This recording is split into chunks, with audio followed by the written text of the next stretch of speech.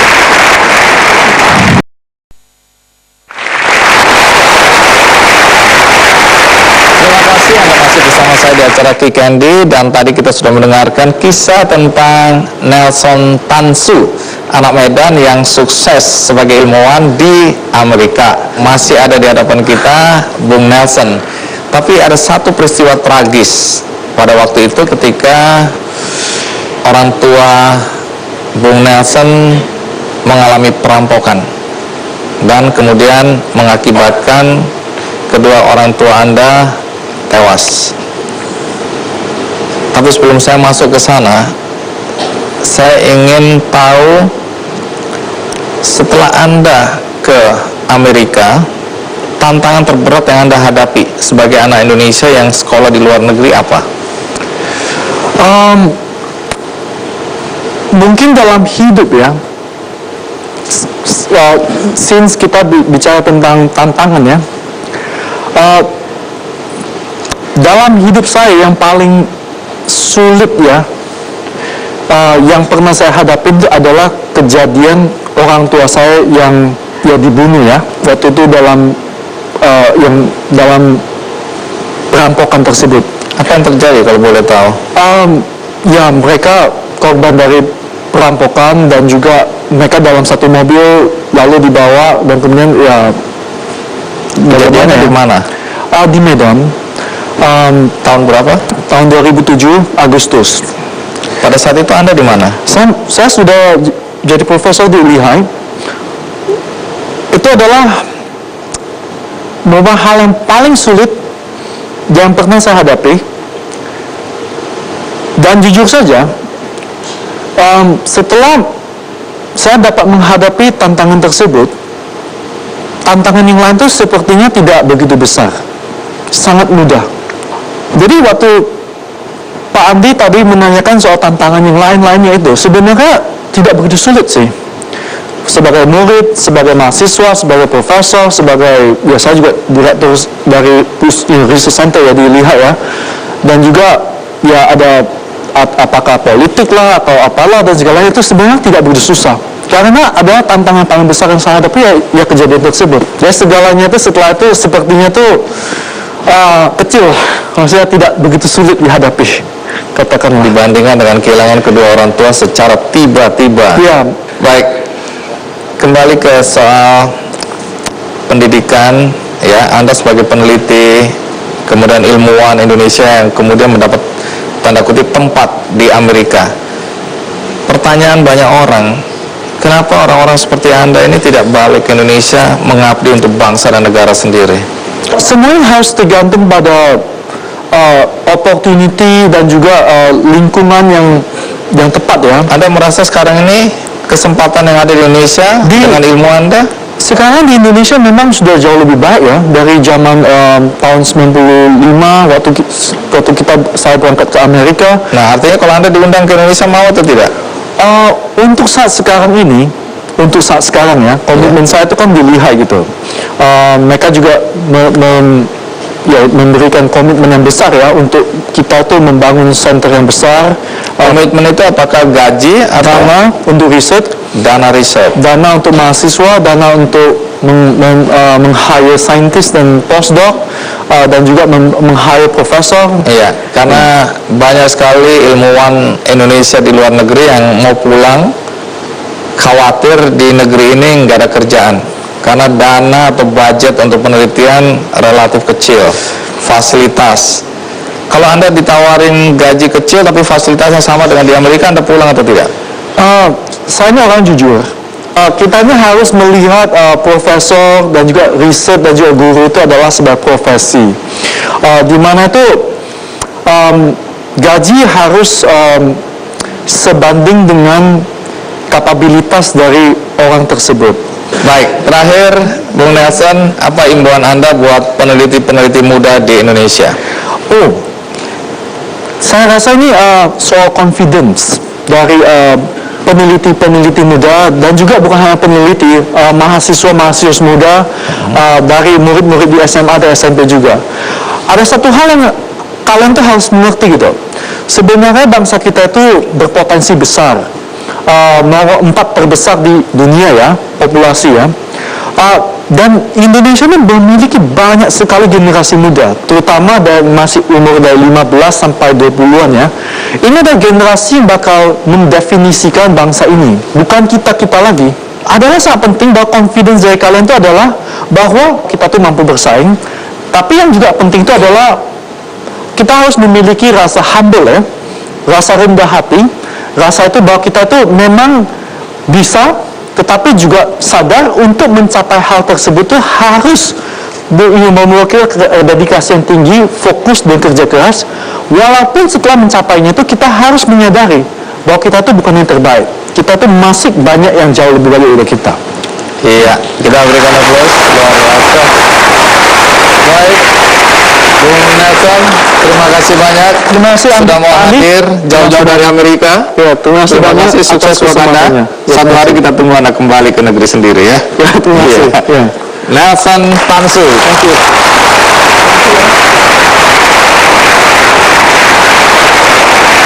Tamu kita berikutnya punya, mari kita sambut Basuki Endah Prianto.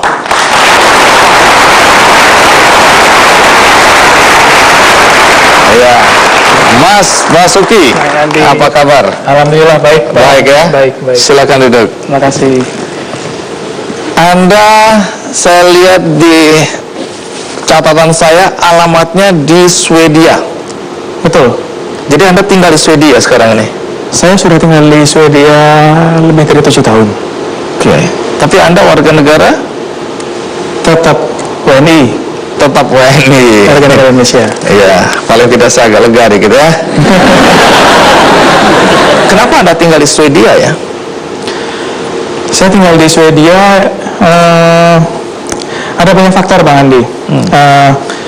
Faktor umumnya pertama kali itu dari termotivasi sama terinspirasi oleh orang tua saya. Termotivasi dan terinspirasi oleh orang tua sehingga tinggal di Swedia. Untuk bekerja berkarya dimanapun. Oke, nanti Anda jelaskan ya. Iya.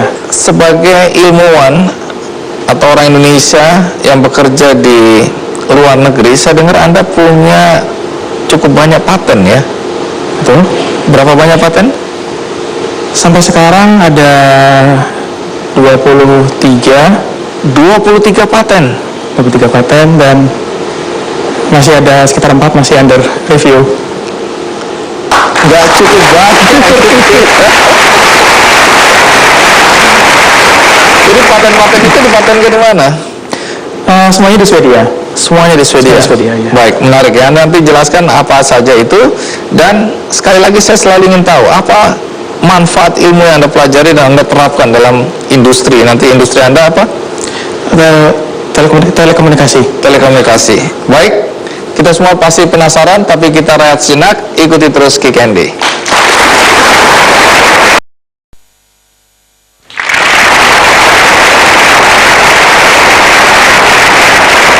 Baik, Mas Basuki, kita lanjutkan ya. Sebelum masuk ke 23 paten yang Anda miliki, saya sebenarnya ingin tahu Anda ini berasal dari mana?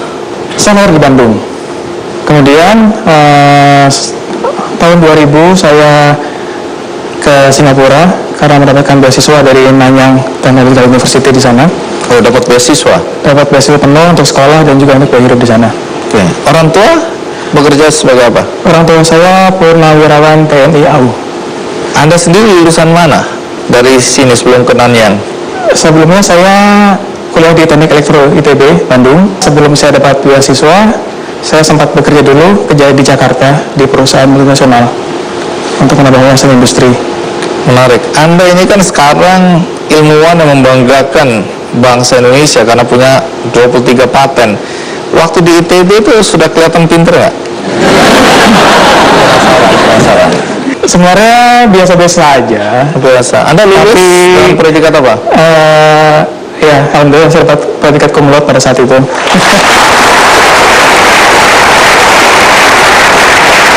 Oh, itu sebabnya Anda dapat beasiswa ke Nanyang. Itu salah satunya ya.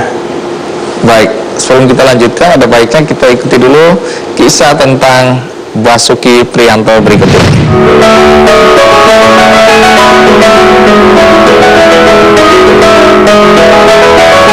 Tak pernah puas dengan ilmu yang dimiliki, tak pernah menyerah saat beragam tantangan datang menghampiri.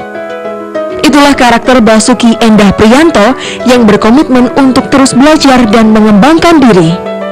Pria kelahiran Bandung dan akrab disapa Basuki ini adalah bungsu dari 4 bersaudara pasangan Sutrio dan Trian Ismoyawati.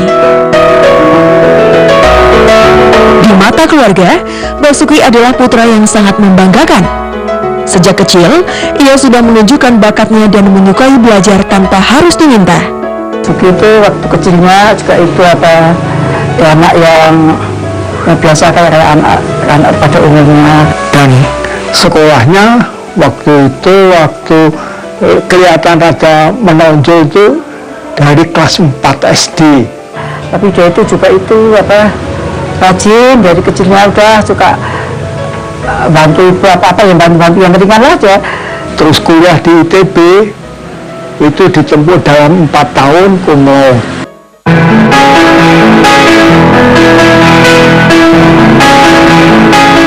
Memiliki minat pada IT sejak kecil, Basuki menempuh pendidikan S1-nya di ITB. Ia kemudian melanjutkan pendidikan S2-nya di Nanyang University di Singapura, serta pendidikan S3 di bidang wireless communication dan meraih gelar doktor di Aalborg University di Denmark. Basuki kemudian berkarir di dunia profesional dengan melakukan riset dan pengembangan di Swedia. Dan saat ini, ia menjadi senior spesialis algoritma desain yang bertugas memimpin sebuah grup riset untuk teknologi komunikasi. Kini, dengan keahlian merancang teknologi komunikasi seluler seperti 4G dan 5G, telah mengantarkan ayah dari 2 orang anak ini menjadi ilmuwan. Beberapa temuannya di bidang teknologi telah diakui dunia, dan puluhan paten atas nama Basuki sudah tercatat di Swedia.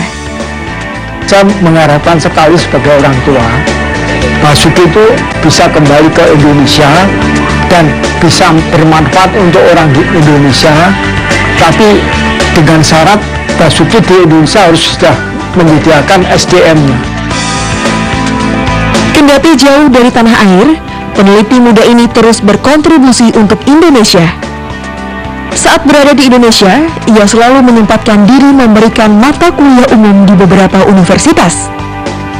Kedepannya, Basuki memiliki mimpi agar para ilmuwan Indonesia yang tinggal di luar negeri bisa membangun jejaring sosial, agar peneliti yang bekerja di luar negeri mudah kembali bekerja dan berkiprah di negeri sendiri.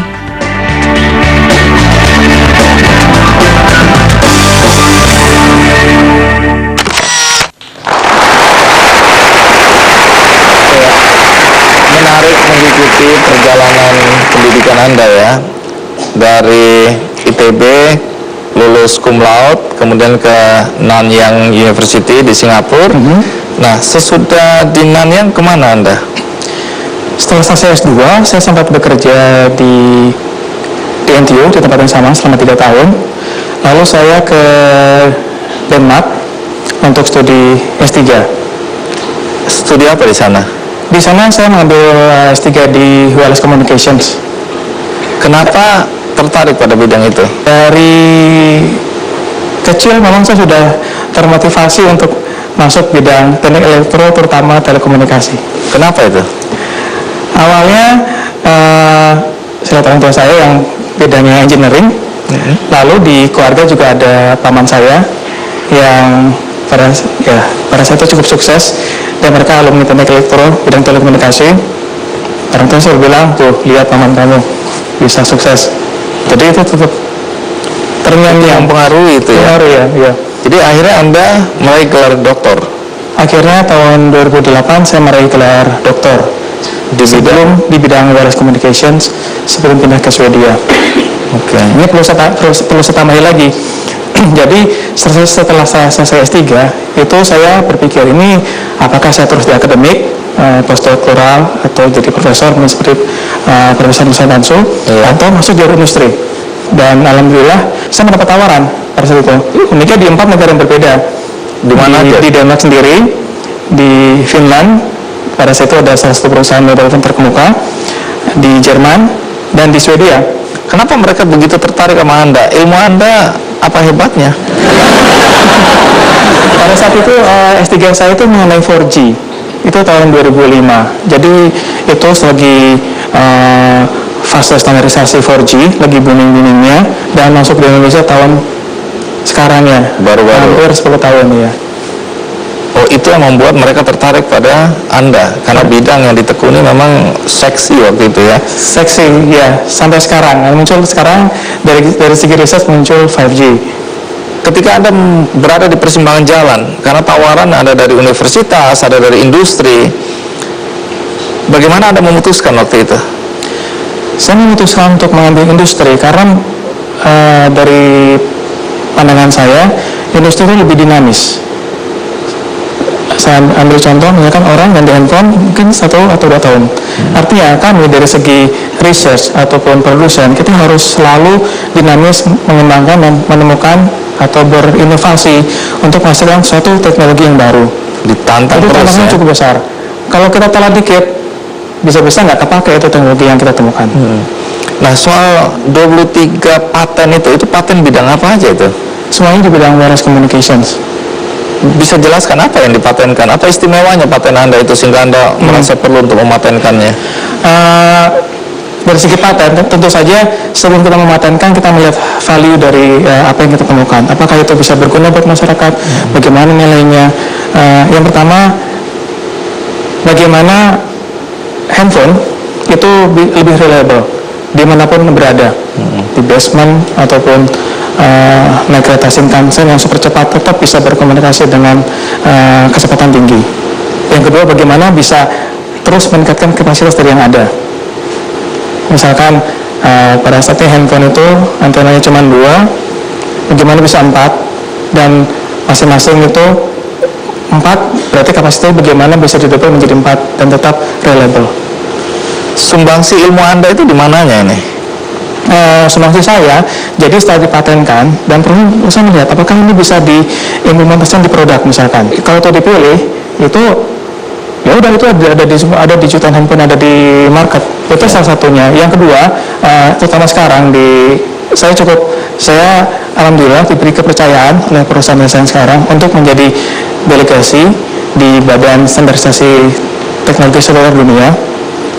Jadi apa yang saya temukan itu setelah dipatenkan akan distandarisasi. Jadi semua perusahaan-perusahaan itu akan mengimplementasikan paten yang telah saya patenkan.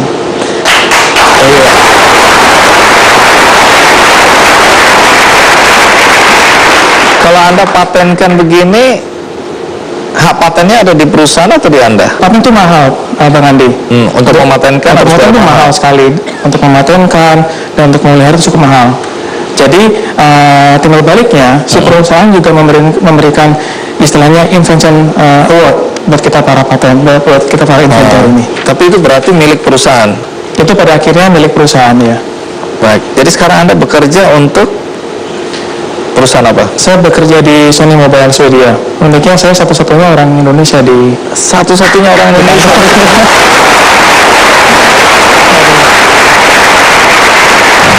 Bagi saya, dimanapun saya berada, semuanya bermuara untuk Indonesia.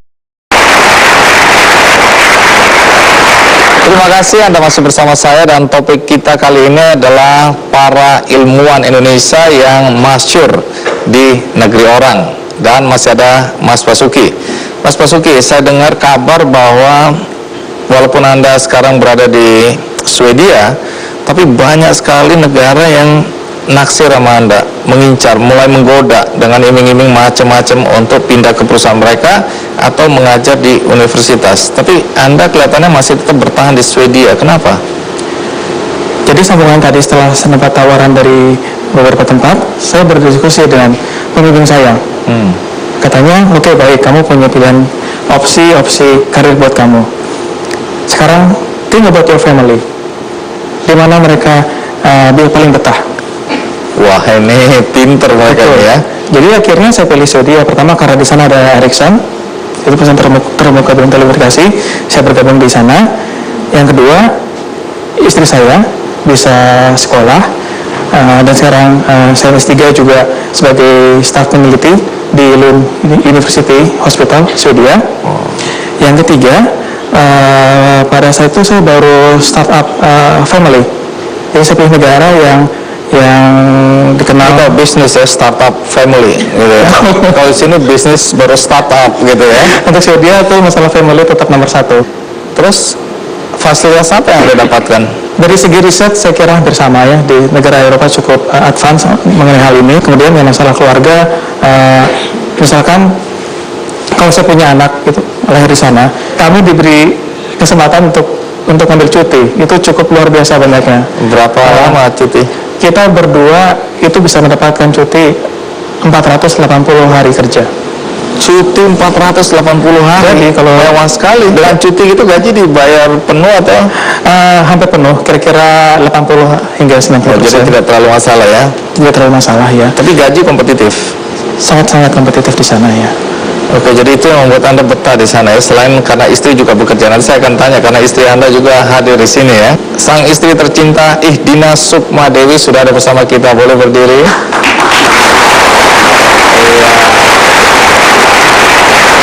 Terima kasih Mbak Dina. Jadi boleh tahu Anda lulusan mana? Saya lulusan Universitas Pajajaran, Fakultas Kedokteran, angkatan tahun 2000. Anda sekarang dokter? Saya sekarang dokter. Dokter praktek di Swedia? Saya sekarang lebih banyak menghabiskan waktu di bidang penelitian kedokteran, lebih tepatnya penelitian di bidang kardiologi. Oke. Dan saya dengar Anda masih ingin mengejar gelar doktor juga ya? Iya, alhamdulillah kebetulan saya sekarang mahasiswa doktora di bidang kardiologi di Lund University Swedia. Dan pada saat yang bersamaan juga saya research staff di bagian kardiologi Lund University Hospital.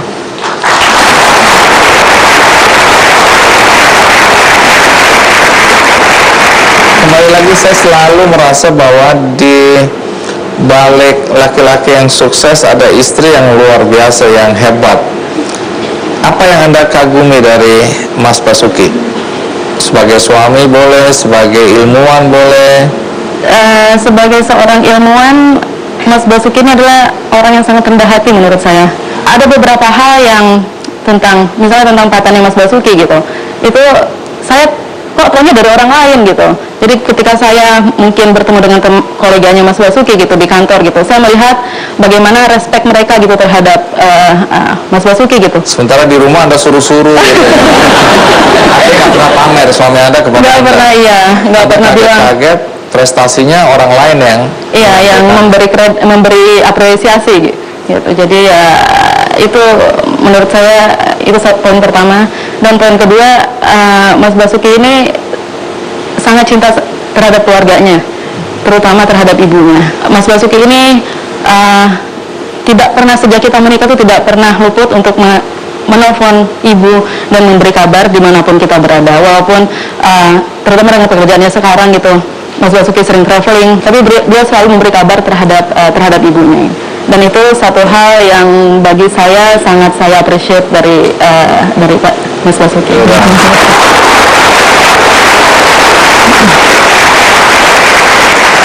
Anda pernah sekolah sampai perguruan tinggi di Indonesia, kemudian Anda juga pernah sekolah di luar negeri, bahkan sekarang bekerja di luar negeri.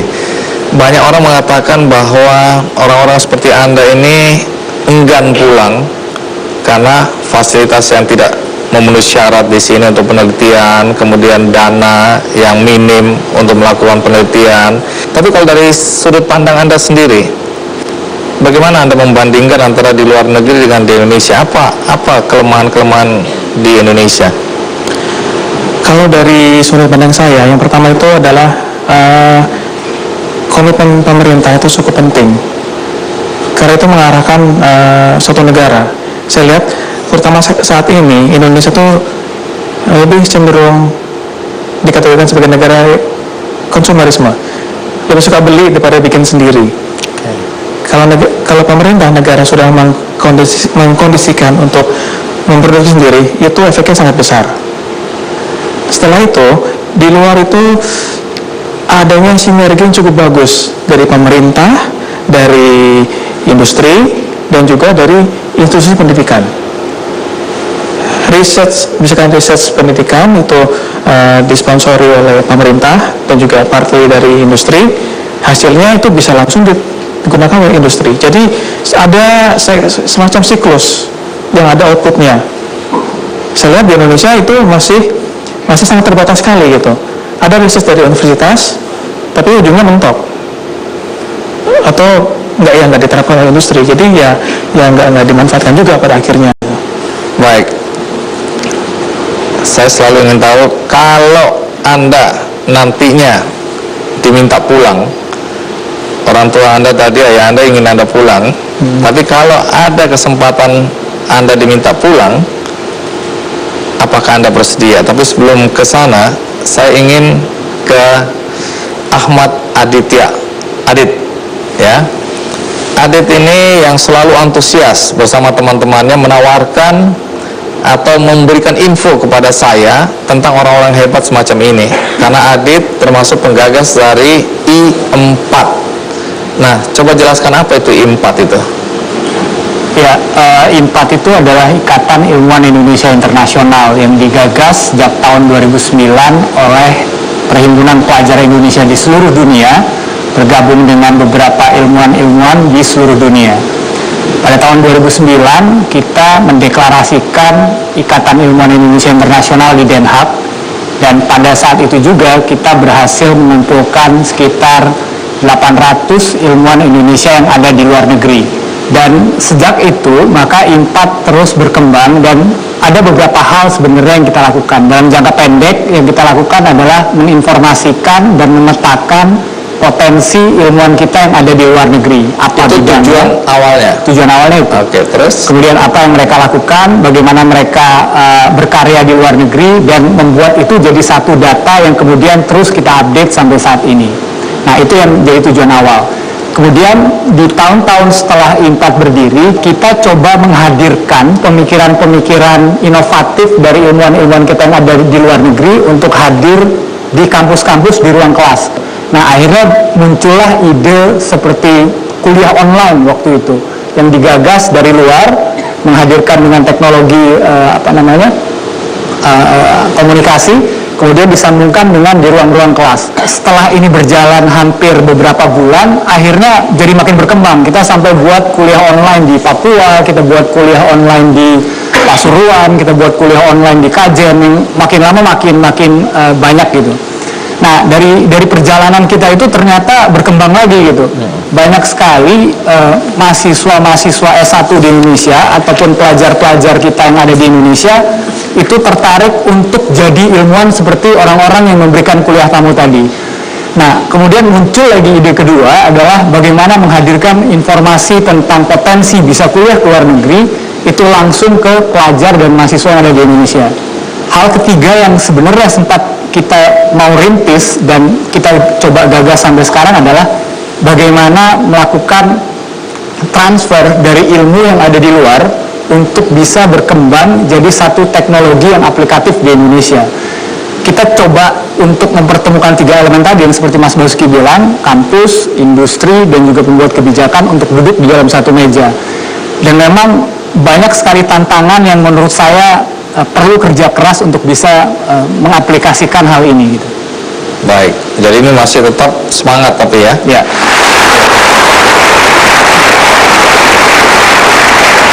Dan terima kasih Adit, karena 6 tahun yang lalu Anda yang mulai mengusulkan tamu-tamu hebat seperti sekarang.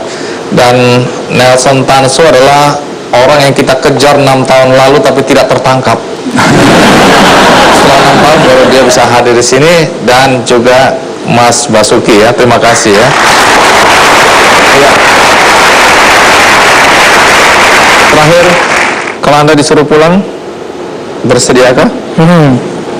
Nah, itu dia, itu bagi kami ilmuwan yang di luar negeri itu just like $1 million questions itu. Kenapa harus begitu banyak pertanyaan sebelum memutuskan?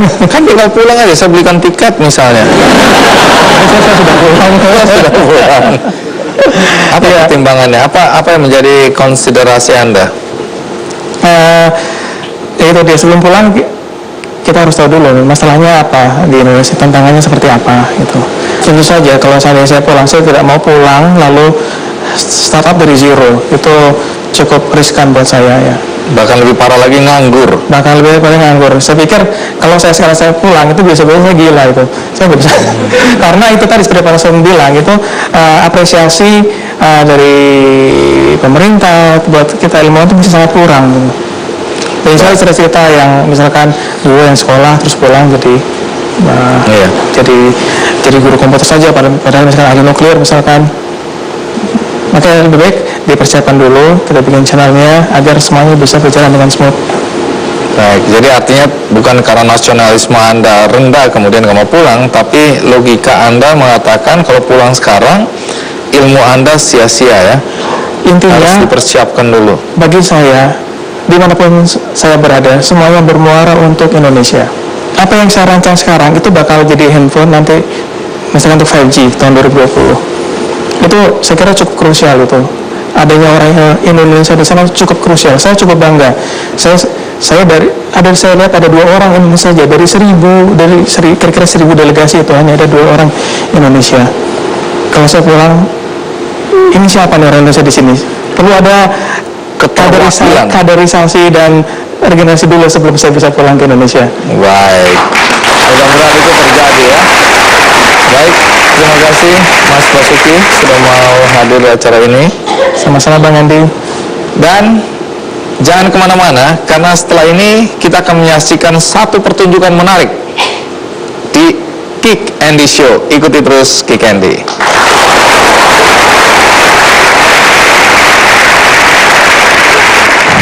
Take my